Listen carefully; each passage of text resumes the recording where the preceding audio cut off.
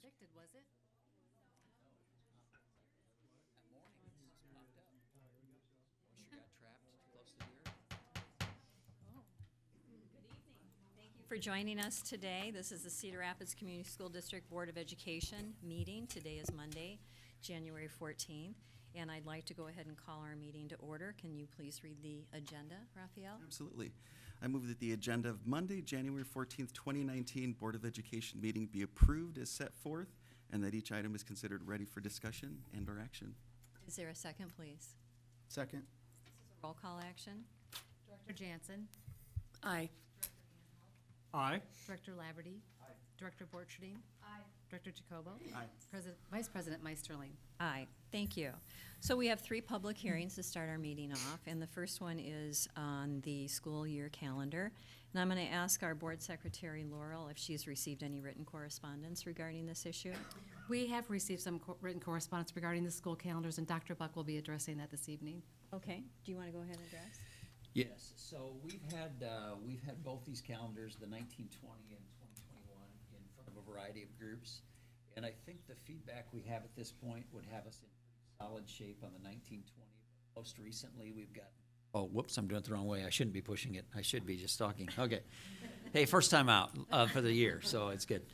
So we have received some feedback. We feel like we've had the calendars in front of a variety of groups for 1920. We've gotten some fairly recent feedback, especially from staff, about 2021.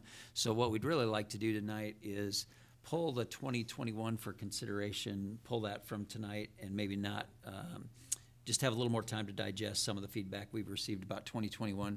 But if we could go ahead and consider the 1920, we'd appreciate that. And Noreen's been working on that. I don't know if Noreen has any additional comments you'd like to make on that front, or?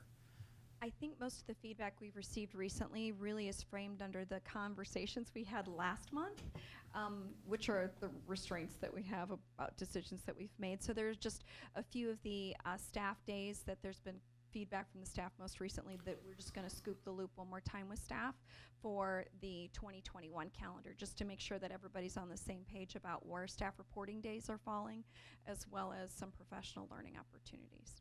Okay, great. I appreciate that consideration, because I know we had kind of a funky date issue the next 2 years. So, okay, so I'm going to go ahead and open the public hearing for school calendar for the years 2019 and 2020.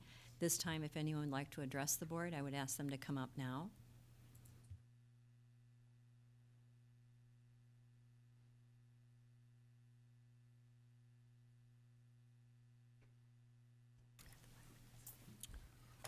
Can I go ahead since I know how to do it? Tanya Johnson, 3816 Riverside Drive, Northeast. I am representing Cedar Rapids Education Association and teachers and paraprofessionals. I have been receiving some information, and I know some of it was shared with you as well, over the calendars. Many of those questions and concerns, like Noreen mentioned, are things that we have no control over. The start date being before the 23rd, which would be very helpful, but is not able to happen. The end date being later than the end of May, but cannot happen because of when our graduations are. I think we have many teachers that are still don't understand why that is. And so Noreen and I hopefully will get together and work on how we can communicate that a little bit better and get it out to more of those voices. We very much appreciate the opportunity that you have listened and that administration has worked with me to get this information out. We also understand the idea of having the professional learning that we have. The interesting thing that also comes up, just to make you aware, is that people look at other districts' calendars and again don't always have all the information, knowing that we have 191 teaching work days in Cedar Rapids, and because we use hours, there aren't student contact days involved with that, but it is making sure that we have all of those hours. And so when you look at another district's calendar, it isn't always comparing apples to apples. And so if you are listening to this as a teacher or a para and you have questions, to make sure that you're getting those to us so that we can make sure everyone is on the same page with that. Thank you. Thank you, Tanya. Anyone else at this time for this public hearing? Seeing none, this hearing is closed. The The next two I'd like to go ahead and consider together. The first one is regarding a Metro High School chiller replacement project, and the other one is a Metro High School roof improvement bid package. So again, I open the, well, before I do that, Laurel, have you received anything? We have Any not received any correspondence? correspondence regarding either one of these projects. Okay, thank you. So I'll go ahead and open up those two items for a public hearing. Ask you to come address us at the podium.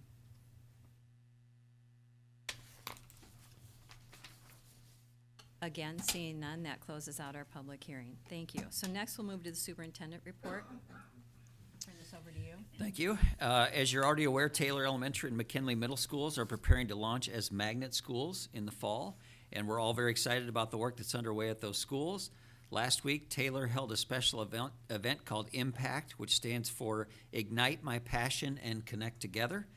In keeping with Taylor's magnet school theme of sustainability, each teacher presented about a passion that helps them sustain themselves and improve their own wellness. Students chose from a list of subjects they're most interested in learning more about and participated in those discussions over the course of an hour. Impact will continue for the next 6 weeks, with 1 hour each Friday devoted to this format. One story that received a lot of attention last week was a feel-good story out of Erskine Elementary. You maybe saw this. Cy, the mascot from Iowa State University, along with a group from the ISU admissions office, stopped by to visit a fourth grade classroom at Erskine after hearing that a student there had been teased for wearing ISU gear. The visit came after a classroom conversation about the golden rule and treating others with respect rather than teasing others. As you can see, the class had a wonderful time during the surprise visit by Cy, and likely won't soon forget his visit. But we also hope they won't forget this incredibly important life lesson about respecting others. As a school district, it's important that we take seriously our responsibility to foster an environment in which students feel physically and emotionally safe. Kudos to all who work to turn this into a teachable moment. So there's Cy. Most high school news websites across the country use School Newspaper Online, or SNOW, as their web hosting service. And with that service, you can submit stories for a specific designation called Best of Snow. It was recently announced that Washington Surveyor was awarded Best of Snow designation for a story which was written by Jesse Kuzer and Grace McKinstry. We believe this makes Wash the first school in the metro area to have a story designated as Best of Snow. Congratulations to Surveyor journalism students. And congratulations also goes to Jefferson High School's Activities Director and Associate Principal Chris Deem. He's being recognized as a Certified Master Athletic Administrator by the National Interscholastic Athletic Administrators Association. To earn this distinction, Chris has demonstrated exemplary knowledge, contributions, and ongoing professional development in the field of interscholastic athletic administration. The voluntary certification process included a thorough evaluation of the candidate's educational background, experiences, leadership courses, and professional contributions. Chris is one of a very elite group of interscholastic athletic administrators nationwide to attain this level of professionalism. So congratulations to Chris at Jefferson. Thank you. Thank you, Dr. Bach. You bet. Any board reports at this time? Gary? Just briefly, I had the opportunity and pleasure to go over and witness the opening of the Iowa legislation this morning, and my particular interest was to watch a former student of mine being sworn in, Molly Donahue, an employee of the Cedar Rapids District, and it was quite exciting, I think, for lots of reasons. I also like to comment that she now is the second, we have Art State, who is a former employee, who's now retired. Our contingency of delegates at the State House, I think we're very well represented. Chatted briefly with Ashley Henson on the floor and had some discussion about SAVE and some other things with it. So we have a good group of local legislators to work with, and again, public congratulations to Molly on being elected, and will serve this community well. Just also to pass along, we know the state of the state address by the governor tomorrow, and those of you that can watch along with me online, if you go to the internet and look at Iowa legislation, they'll stream that live at 10 o'clock now. Many of you I know are probably going to be working, unlike some retired folks that have 10 o'clock open to do that. But looking forward to hearing what she has to say in the outlook as we move into this new legislative session. Thank you. Thank you, Gary. Jennifer? Yeah, I just wanted to report very briefly on a school visit. I learned a lot of new things, but I'm only going to share 2 points of interest out of consideration of time. I visited Roosevelt Creative Corridor Business Academy, RCCBA, which is our first magnet middle school, met with Principal Autumn Pino. Learned 2 really interesting things. RCCBA uses a multidimensional approach for staff learning. Basically, they have teacher-defined expectation in each teaching environment and coach from those expectations. They have found this to be effective because it creates common language and identifies areas for incremental steps towards improvement. Their plan includes student equity as a focus and aligns with the district school improvement plan. The other point is that students love choice during their elective block. The electives honor state requirements and align to core while giving students choice and voice. Projects and content experts provide support. Fieldwork gives students valued hands-on experience. RCCBA is proud of this unique offering for middle school students. Thank you, Jennifer. John? I was approached maybe 2 weeks ago or so by some students at Iowa Big to see if we could bring together some folks from colleges and universities to talk about how we as institutions look at Iowa Big. And so we had a chance to meet with them this morning over at the Nubo location, which was amazing. There were, I think there were 5 high school students, all different grade levels, and one of the teachers. But we had myself from the University of Iowa, we had Iowa State online, we had UNI online, we had Mount Mercy, Coe, and Kirkwood were all there. And across the board, all of the institutions said, this is an amazing opportunity for these students. And being able, admissions, basic criteria, it's just fine. It's the value added later on once they're admitted. So in terms of scholarships, in terms of getting into honors programs, in terms of getting into research projects, that by those students just explaining the great opportunities that they've had in the hands-on learning and their abilities in 21st century learning skills, they've really got a gem here. And again, so what we're trying to do at the institutions is help them figure out ways to word that to other colleges and universities. Because again, these are, whether they're students that have struggled in our high schools or they're the straight A kids that are taking all kinds of AP and advanced courses or whatever, I think that there's an opportunity for all of them at some institution. And so it was just very, very encouraging to hear around the table and to hear what these students are doing. And evidently they brought alumni together a few weeks ago, and just the anecdotal conversations about how much Iowa Big has advantaged those students once they got to college. It was pretty amazing. So good story. Thank you for sharing. Any other board reports or comments? Okay, thank you. So now we'll move into the communications, delegations, and petitions. I have 2 requests to address the board. So I'll start with Brandy Parsons. And Brandy, as you approach, I'll just remind you that you do have up to 5 minutes to share your comments, and Board Secretary Laurel Day will keep the timer. Hi, I'm Brandy Parsons, and my address is 1123 10th Street Northwest. I want to stand here and say thank you. I want to say thank you for listening to the staff at my children's school and who are going to have extra support in their building. I want to say thank you for being amazing, for having Iowa Big, doing things that promote voice and choice for students. We are a magnet family, and we are a lottery family to Johnson STEAM Academy. And it is probably, in my opinion, the best school in the state of Iowa especially for my daughter. My daughter has ADHD, and she thrives at her school. and she's had a hard year. I know that there's a shortage of subs. I know that her classroom has had 4 different substitute teachers in the fall, but she's still learning, and my children still talk about learning. And it's not that they did it at school, it's that they do it. They're part of it.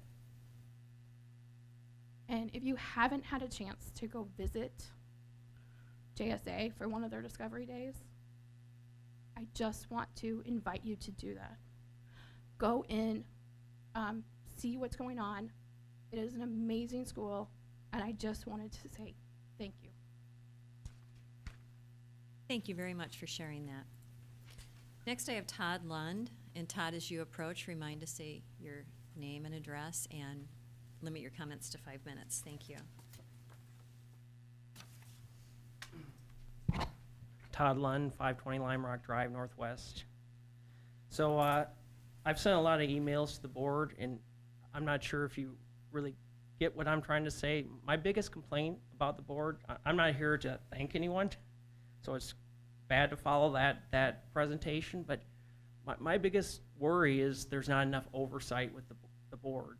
There's things I see in presentations and such that I think get missed. For instance, the master plan, the facility master plan, I went and talked to Steve Graham, Dr. Buck, and I told him some of my concerns with the data, and I think Dr. Buck would agree there's some things in there that aren't correct. But who do I go to? I don't want to go back to the district with my concerns. I want someone else to go to look at my concerns and make sure it doesn't happen again. Same with the busing. Let's talk about that busing report where it showed, how much it's going to cost to bus individuals. Everybody said, oh, great report, but when I look at it, it shows that there's like 10 or 11 schools that are going to be basically full, and there's 2 that have capacity. So if there's that many schools full, it's either not an accurate report, or you're going to start off with a 600 school, and they're basically going to be full. It just doesn't sit right with me when I see things like that. And now that we're going through another architect, hiring another architect, I know I harped on this a lot, but I really think that the school board should actually decide how important is cost, how important is a local architect, and actually decide some of these parameters for the district. We elected the board to decide what's important, and I think that's really important. So with this new architect coming up, it doesn't sound like the school board really wants to dig into that. They say, well, we're going to leave it up to the district. You can leave it up to the district, but I think you should be the ones that approve cost. So if an architect's going to cost $300,000 more, like the architect of record, I think that should be approved by you, and not.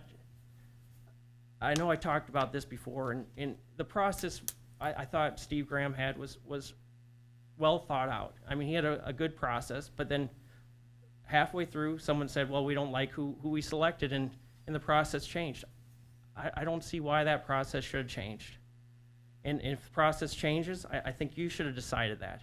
And so overall, my biggest complaint is oversight. I just want the board to actually be looking at the data. You can still leave it up to the district to come up with the data, but I think there needs to be more oversight and actually looking at the numbers and seeing what the numbers mean. I mean, I'm sure none of this that I'm saying is really gonna matter, but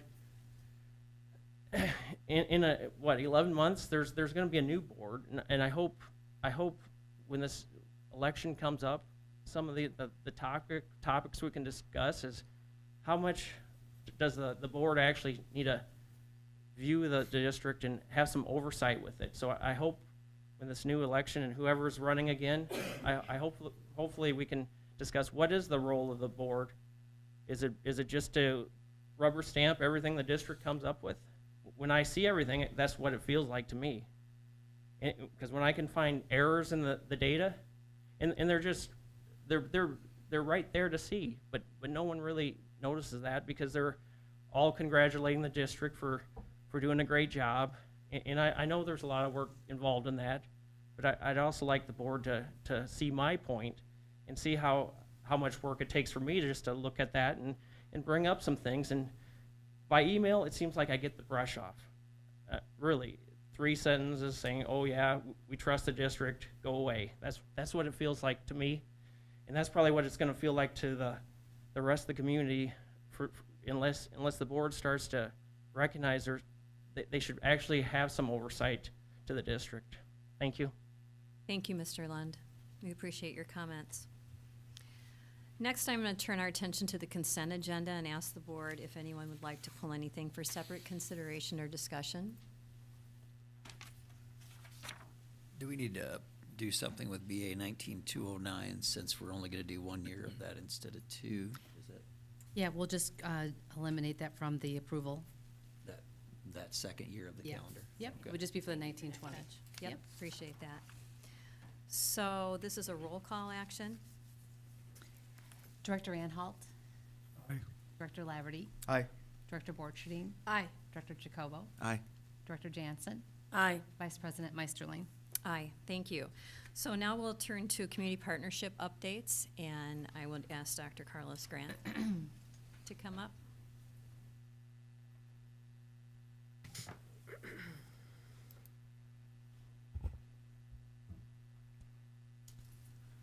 Well, good evening, Board and Dr. Buck. This evening, we're going to give an update about our community partnerships that currently exist within the school district. Before I begin, I want to thank the board for continuously pushing the focus towards community partnerships and having really measurable outcomes with our partnerships. This is vitally important. And so tonight, I'm going to highlight 2 aspects of our community partnership work. One is around the new redesigned application process for community partnerships, and then give you some update about the new RFP process as well. We always start with our vision, and the vision really encompasses what we aim to, all of our partnerships to kind of strive within and to stay within those guidelines is very important. And matter of fact, when we're asking for partnerships, or when people are aspiring rather to be a part of this district's partnership, we ask them to really focus in on where they fit within this vision. It's very important for us. So we talked about that redesign of the application process.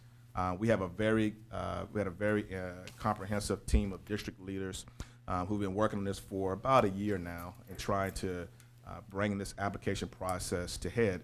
And what we've done is we've landed on 6 key bullet areas that we really think are important for this around the purpose of these partnerships. One is we want to help develop a process that recognizes the importance and recognizes the people that do a good job in our community. These partnerships are very, very valuable, and the feasibility of them is highly important. We want to make sure that these partnerships are long-standing and that there's some stability with these partnerships. We want to make sure there's an equitable process that's very fair, consistent, transparent, and that the partnerships have clear outcomes, clear measures that we want to be able to measure. And then last part of it is having accountability for those measures as well. So very clear outcomes and purposes part of the whole redesign.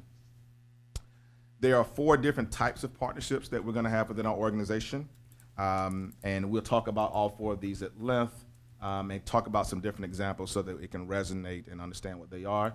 Level 1 is what we call interagency collaborations. These are voluntary in nature. They do not necessarily require board approval per se because there's no direct student contact with students, but it is a coordination of different efforts. These all still require a partnership application, but may not require a board-approved agreement. Some examples that may put you in mind of this are, local religious groups or churches that do food drives or clothes drives, or they may want to provide in-kind donations to a building to provide supports for students in the building. So we have those level 1 interagency type of collaborations. Level 2 partnerships integrate a comprehensive array of supports for buildings. They are usually on site in a building. They are usually before and after school programs. They do require, these partnerships are requesting some type of funding or requesting some type of in-kind contribution on our end. They do require direct student contact, so therefore this will require a board-approved agreement, and it also requires a partnership application as well. Level 3 are full-service community school partnerships. These are really encompasses the partners being part of the school community. We look at family and community input to cultivate a very collective responsibility around what the student needs. They are usually a part of the school's support teams, so we call them multi-tier systems of supports, tier 2 and tier 3 supports. These are usually our mental health providers or some other community agency that's working in hand in concert with the school administration and their school support teams. Also still require a partnership application, and it will require a board-approved agreement. And also, because this is usually going to require some type of contribution on our end to make the partnership go. And then last but not least, is level 4, that's our community development model. This aims to transform the neighborhood that surrounds the school, where the school serves as a hub for student and family support. This also requires direct student contact, requires a partnership application, and also required a board approval. We don't have many of these types of agreements right now, or partnerships right now that exist in the community. I think the closest one that exists right now is Hoover. And so Hoover being a community school where it serves as a hub in a variety of different ways beyond the school day. That's probably the closest example to this one. However, we aspire to have other partnerships just like this that model what Hoover is doing as a community school, and all the work and all of the work that's going into making Hoover a community school. So this is an overview of the 4 types of partnerships that exist within our system and that we are aspiring to drive our partnerships towards. The application that I keep referring to will have several parts that people will respond to. This will be an electronic application that anyone can fill out at any given time of the year. This is separate from the RFP process, which I'll touch on slightly.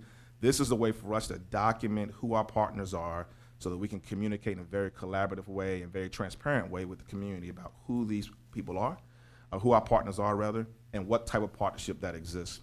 So when people are filling out the partnership applications, a purpose statement is going to be required, along with what's going to be the provided service with that partnership.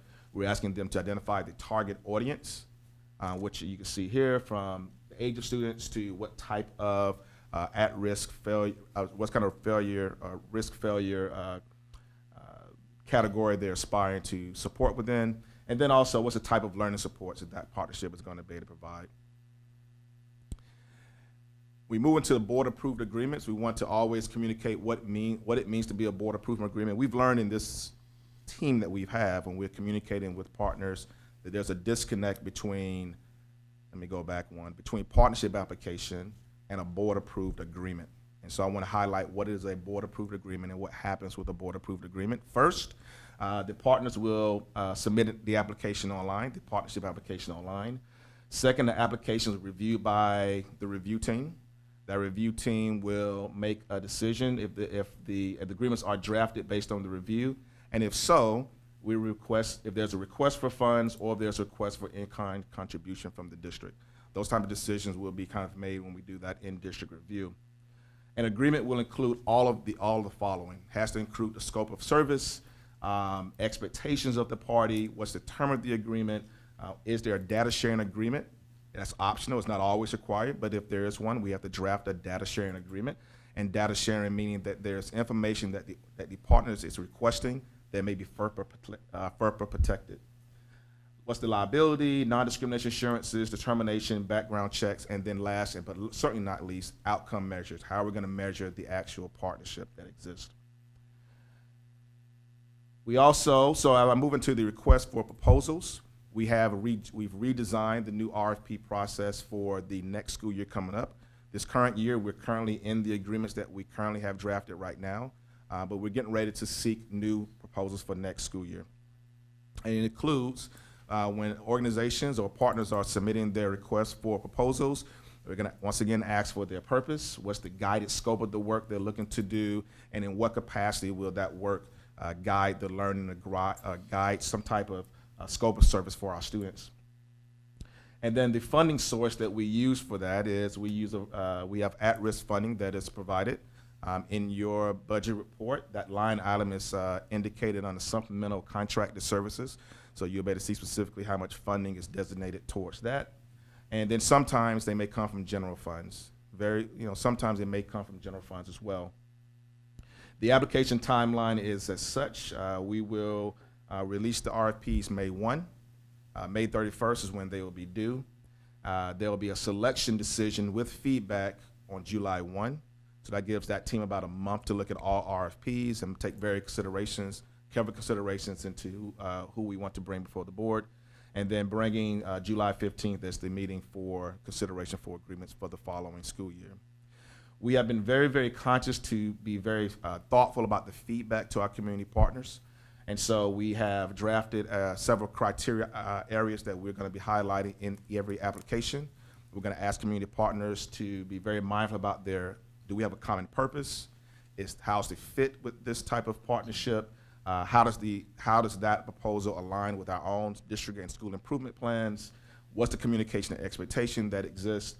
What's the funding that they're requesting? And more importantly, what's the sustainability of this partnership? And then what is the data and reporting measurements going to look like for the outcomes? So in all, what we want to really highlight is for the RFP, the timeline that's going to be coming open, and any community partner can start preparing their proposals right now. The application looks very similar to last year's application. There's some wording that will change, but in all of the essence of it, those criteria that I kind of mentioned already still exist. And so if community partners want to start working on those things, they can, but just expecting that May 1st when we officially open the application window to start receiving. Questions? I have a question. I was wondering if the criteria areas, are those weighted to help make a determination of who would ultimately be brought before the board for an approval? Yeah, so let me go back to, are you referring to?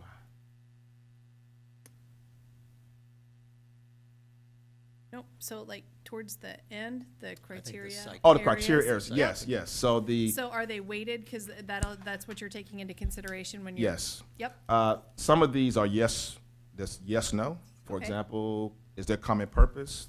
Yes, no. Sure. And some of these are going to be weighted on a scale. And so that'll be part of that feedback that we give back to an organization. And every partnership, RFP, when we release the RFP, we'll have the application along with the rubric that goes along with each one of these criteria areas. It'll be important for them as they're putting together a proposal so they can see where they fit within there. And then part of the feedback will be how they rated along those criteria areas. thank you, makes sense. Other So- questions? I'm sorry? I was just gonna make a comment, but go ahead. No, you go ahead. So just by way of reminder, the way this conversation started a couple years ago, the board really wanted to get a handle on our community partnerships and sort of how that selection process works and how do we make designations about who's gonna be a community partner. And what we learned as we started that process is it gets a lot more complex, a lot more quickly if you're really gonna try to organize and manage the thinking. So you end up with a variety of levels. But we also want to have a better sense for who is interacting with our organization and at what level are they interacting. And then beyond that is this whole added dimension of data sharing agreements. So used to kind of be that you were in an agreement with a partnership with a group, and that sort of seemed like enough relationship to be sharing data. And as we've dug into that, really gotten a lot more serious about the need for formal sharing agreements. You saw one tonight for Kids First Law Center, for example. So I really appreciate the direction and leadership from this board around what started as sort of an isolated topic related to potential RFP for community partners and expanded from there to really be all-inclusive and is what you hear tonight. So it's been very helpful to us. So thank you for that. I was just going to say, so thinking about how this started too, I think as the state and funding has been restricted over the years, and we've really focused in as a board and with the district leadership on what are the common purposes, the outcomes that we expect. We have to be good and responsible board members for the taxpayers' money.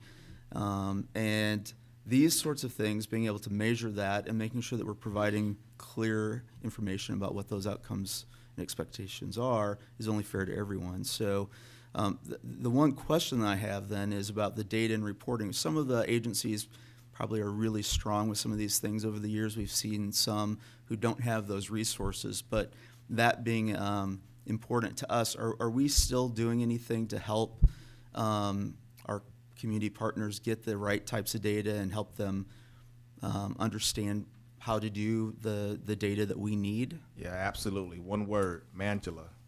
So Matt and Angela, if you don't know who they are, Matt Kemp and Angela Billman are our two data analysts, and they are integral part of this process. And so as community partners enter agreements, they are involved in the front end, Matt and Angela. And so we engage our community partners about what is the actual substance we're looking to impact, and then we try to imagine with them what's the data that's going to help us make decisions about this going forward.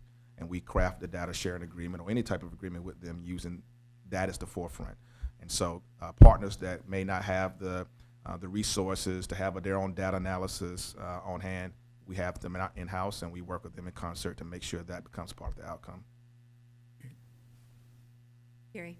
A well thought out, well worked plan, and I would imagine then that early fall, I know some of these we will be aware of because they're board approved, but I would imagine early fall we'll be able to see a matrix of all of the divisions and what they, and those that are sponsored. The other is, and I'm sure it's being considered, but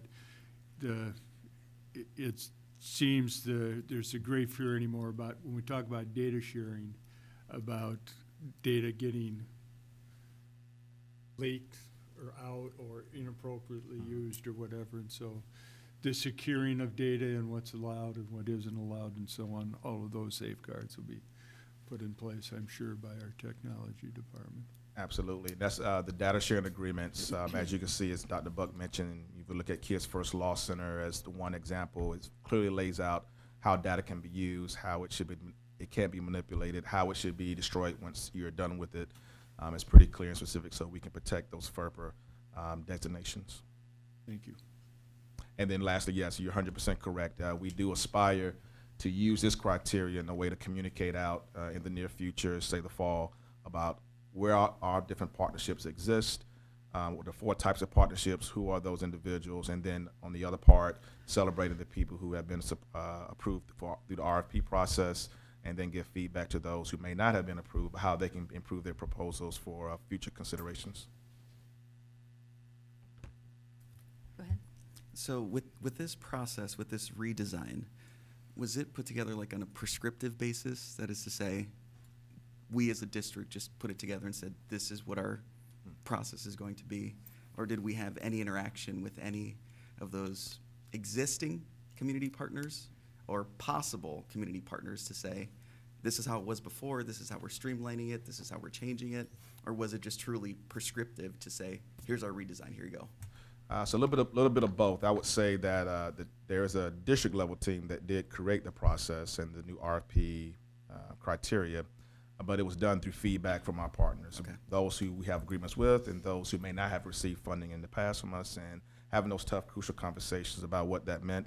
And I think what came out of this, probably more than that resonated more than anything else, is the way we give feedback to our partners.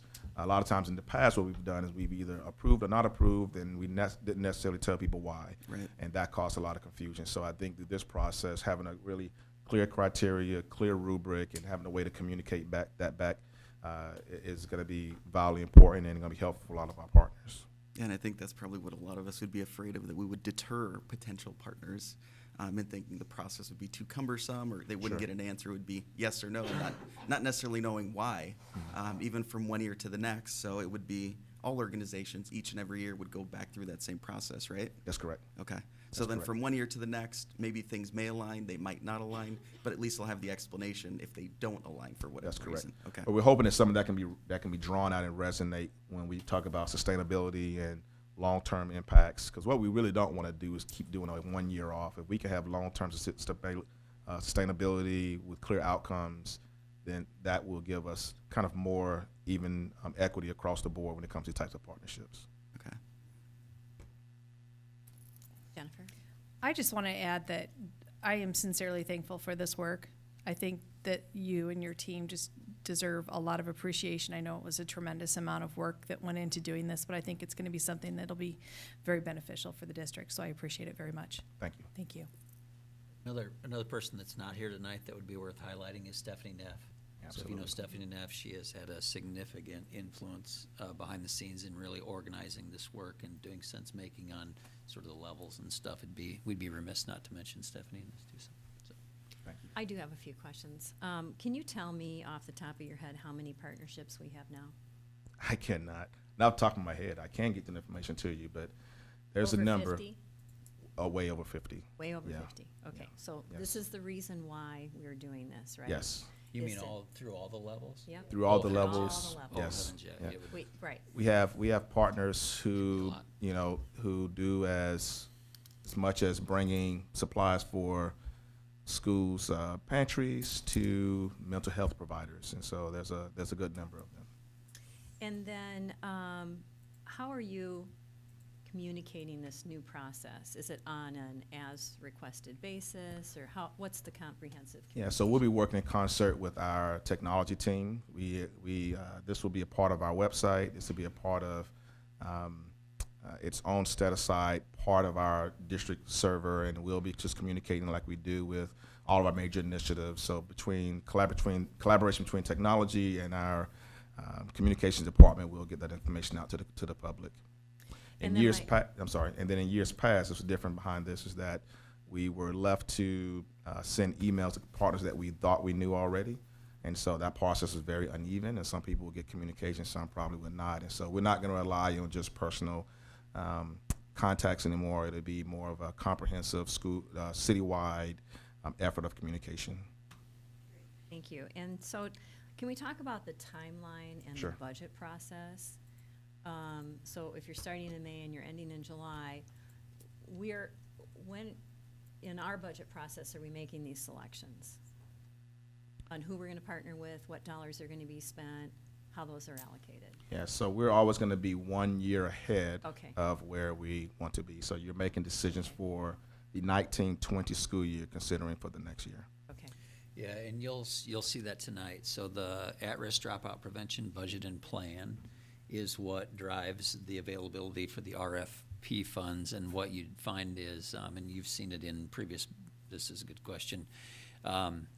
So that line item holds about the same amount annually. So what you see tonight and what we're proposing you approve in terms of that budget and plan will then drive what we can do as part of that RFP process. So that'll be our guidance for that line, so.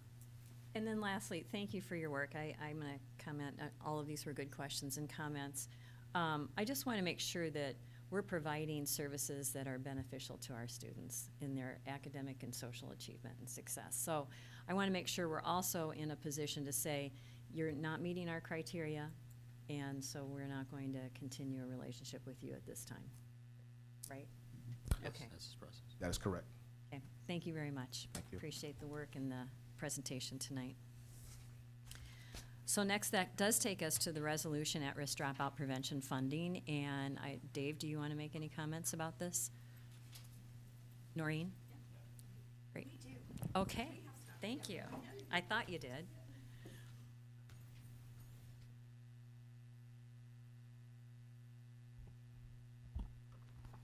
So I think as Mark pulls up our slides for at-risk dropout prevention services, we've just a little bit of framing for you tonight around this particular report and the resolution.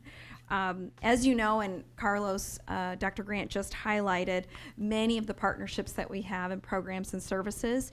That is one particular line item from a much bigger picture, and that is some categorical funds that we use for at-risk dropout prevention services. Just as an understanding, though, within the vocabulary, this is a categorical fund, which is actually called at-risk dropout, but really the vocabulary we've adopted for these level of services in Cedar Rapids Community School District is serving underserved populations. And so if you just think about the term at-risk, and if you think about what at-risk means, and you were to list an adjective under what at-risk means, just think of a couple. and then imagine you're on a T-chart and you go to the other side of the page and it has underserved. And what might be the adjectives you have under underserved. We have found through that simple process, underserved really helps highlight not providing enough services for students who might need something more, instead of that they're at risk and therefore labeled in a different way. So just want you to know the reason we're calling this at-risk dropout is because of the categorical funding framing. So much of our programs and services have remained the same or that we've tweaked along the way. Much of this fund provides really personnel, and so we'll talk about those programs that it currently funds. But there is a change that's not necessarily about program, but more about process. So Dave's going to talk about the resolution for the change within the process that's about the funding, and then I'm going to highlight what we're actually doing right now to provide services. Previously in the process, required the budget document to be submitted in its entirety to the Department of Ed, and they would vet it and have a lot of questions. There was a time period where it was a lot of back and forth to clarify, to make modifications, and provide additional information before the Department of Ed would actually approve it. The last legislative session, they actually opened up at-risk funds a bit to include some additional things that you could charge to it, and loosened requirements of that to a certain extent. We're not making a lot of changes on what we do as a district with those funds, but there is more flexibility that they have given for that. But there's one component that you still have to do.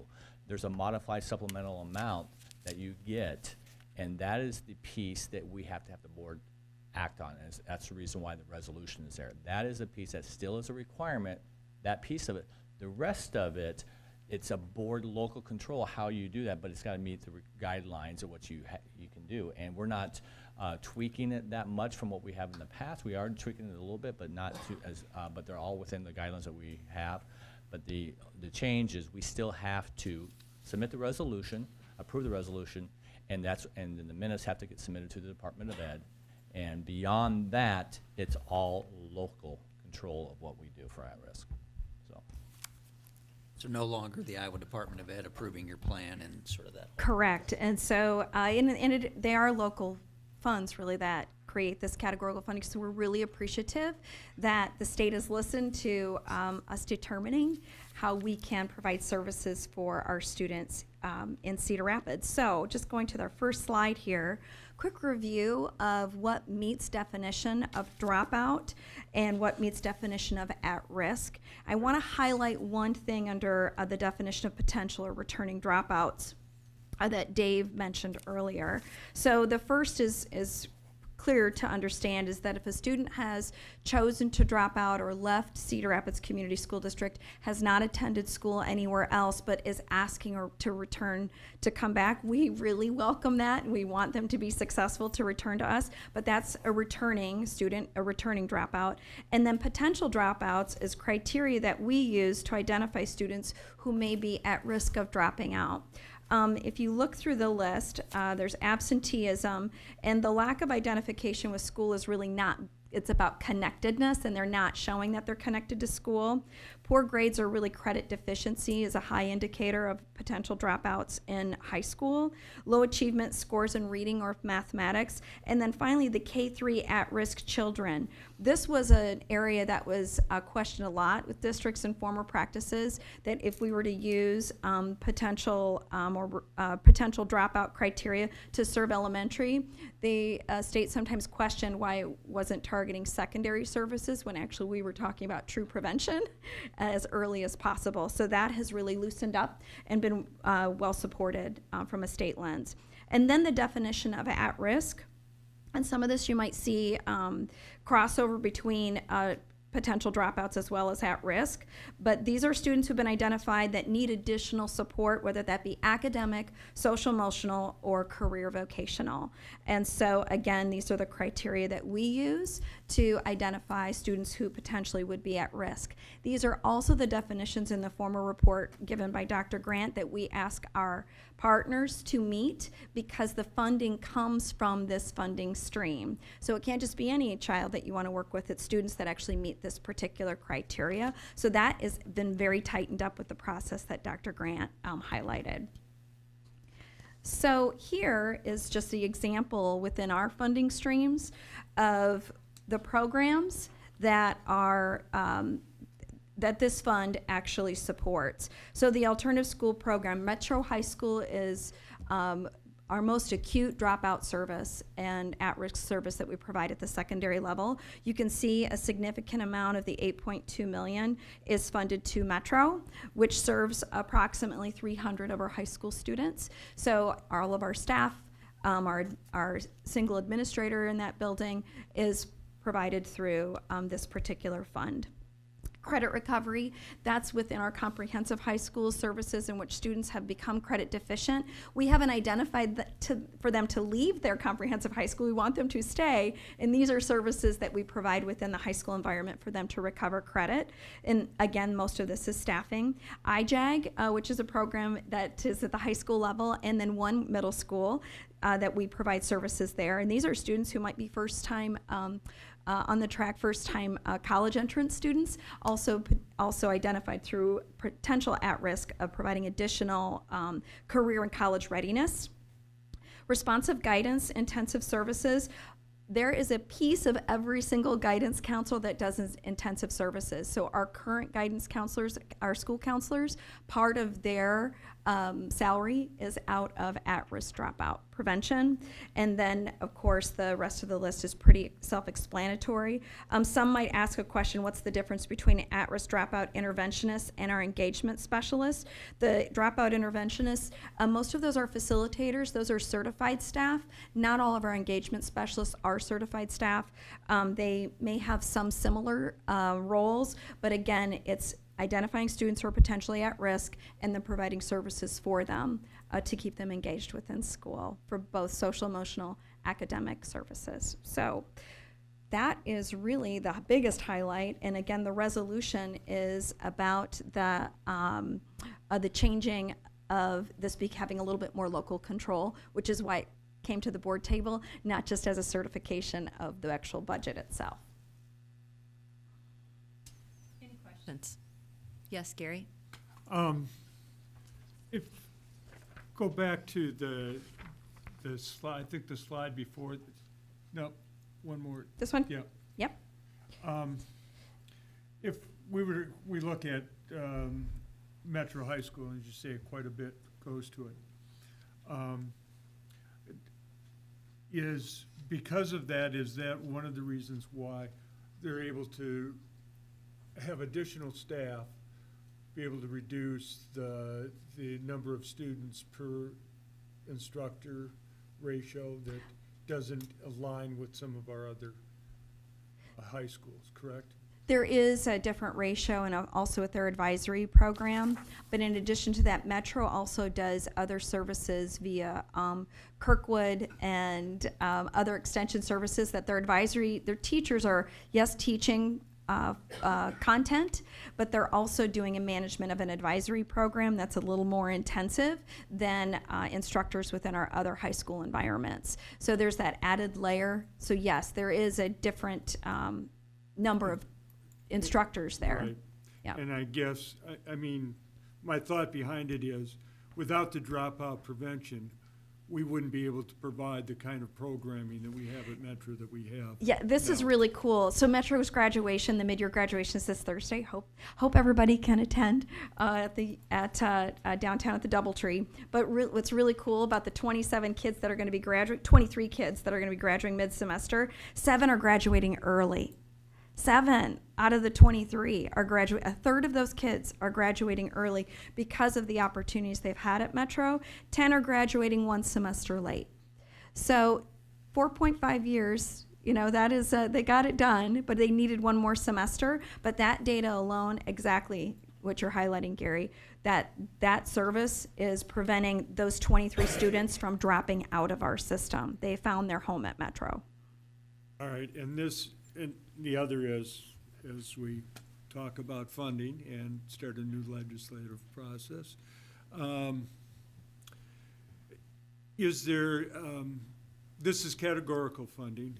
Correct. I guess the bottom line for me right now, is there any danger is there any talk of reducing this categorical funding? Or is there any reason we really need to emphasize at this point maintaining or increasing the dropout prevention? I think historically, if you were to look at this budget, let's say over the past 5 years, it's pretty well maintained the same, and that would be our prediction for the future.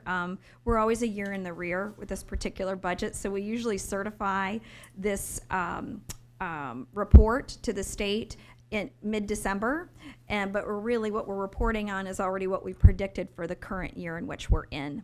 So at this point in time, for next year, we are predicting this is the budget for next year. It hasn't changed, and we don't predict that it would, and it is based on local funds, local tax dollars. If it ever were to be in jeopardy, I think I would go to the state legislation and require them to attend one of the Metro graduations before they do any action, because. And I don't think Cedar Rapids Community School District would be alone within that banner wave for our kids. Thank you. Yep, sure. Other questions or comments from the board? Great information, thank you very much. Thank you. And I'm going to go ahead and ask someone to read the resolution before we approve it. Would someone like to do that for me? Sure. So the resolution reads, At-Risk and Dropout Prevention Funding, Cedar Rapids Community School District Board of Directors. Be it resolved, the Cedar Rapids Community School District shall approve the resolution for funding and approving the district dropout prevention program for fiscal year 2020 at the maximum allowable levels through a combination of general fund resources and modified supplemental assistance. The SBRC application completed prior to January 15th, 2019. The FY 2020 dropout prevention funding levels are as follows: $1,904,402 from general fund, modified supplemental amount of $5,713,706 as provided in the funding formula. Modified supplemental amount is calculated as follows: $6,736 district cost per pupil times $16,963.20, which is the certified enrollment as of October 2018, times 5 cents, the maximum modified amount. Thank you, John. Just one quick question. Is that 16,000, is that supposed to be a dollar amount? No, that's not supposed to be dollar, that is enrollment. Okay. Notice the dollar sign. Okay, I just wanted to clarify because I was a little confused there for a moment. So we'll note that change. Thank you, Kristen. All those in favor of approving this resolution, please indicate by saying aye. Aye. Those opposed, same sign. Thank you. Okay, next I'll turn our board governance policy manual and regulations over to Dr. Buck and Laurel Day. So the Policy Review Committee's been very busy, and tonight we bring forward some policy regulations and procedures that are for your consideration. If you have any questions, we will be glad to answer them for you. All of these, as I read through them, look like they were changes to Iowa code or statutes, so there's lots of changes there. So most of them look like it's not really a change in the policies, but in terms of legal things that are coming through, right? Right, and legal counsel did review Okay. all of them. Yeah, it seemed like consistent vernacular more.